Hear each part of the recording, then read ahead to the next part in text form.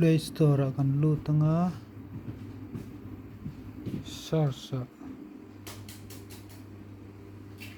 eta chuang search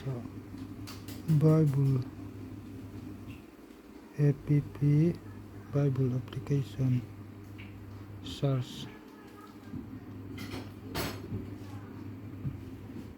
Bible application plus audio live search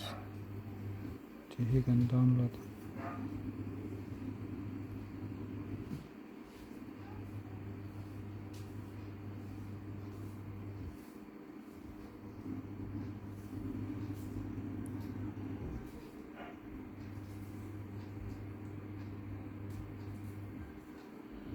Download server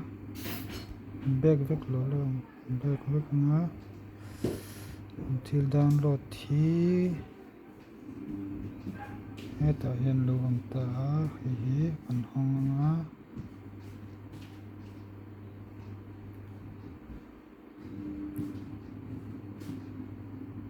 create free account in ti theya akha du kan click theya Google account mang pong kan load theya continue kan tiang chuan lo lang ta Bible hi kan type na chuan English vek ania chuan hata more kan lu tanga hata language hian kan lu tang Bible text application interference English Bible text English ti hi mizo tonga kan tang mizo tong chuan kan back lenga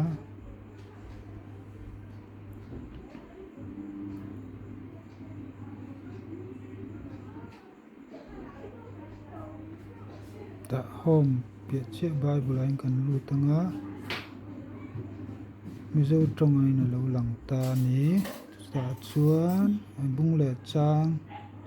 mathaya lu don chuan antinan heta hian ang click ang mathaya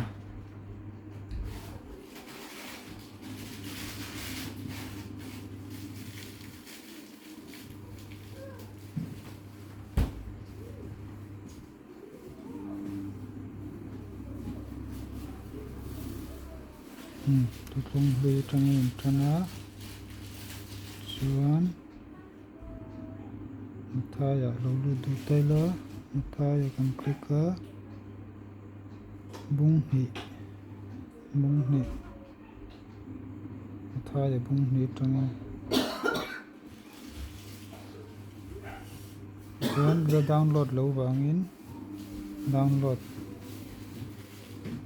download aron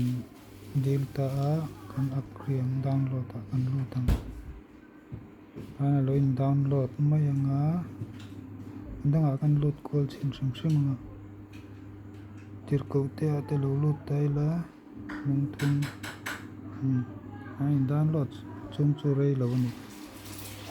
chuan tir ko te bung thum atang hian lo ngai thadu taila thon play ya yang kan lu tang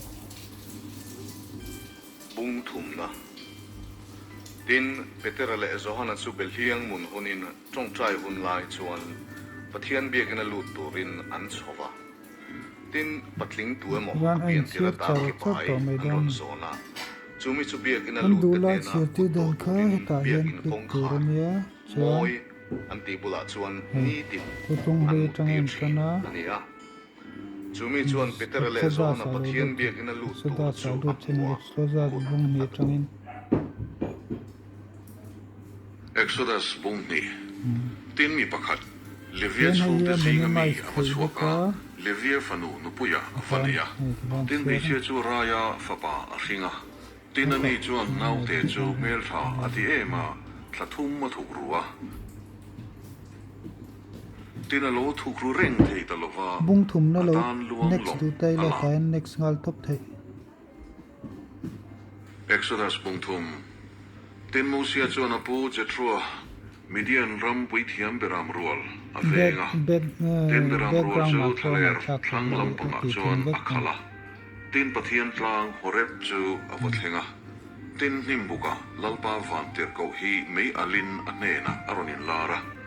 tina han ena laite Bible nimbuk chu mei na kanga a nimbuka ero chu akam ral silo chiar thei tin lo mo tan sia te chuan tang kai ve ka peng te renga mit tha eng to ki lo siang tan ni te nimbuk so akan ba ral ka lo mu chunga e han thil ngai mam thak tak hi ka te ve ente tha ange ve atia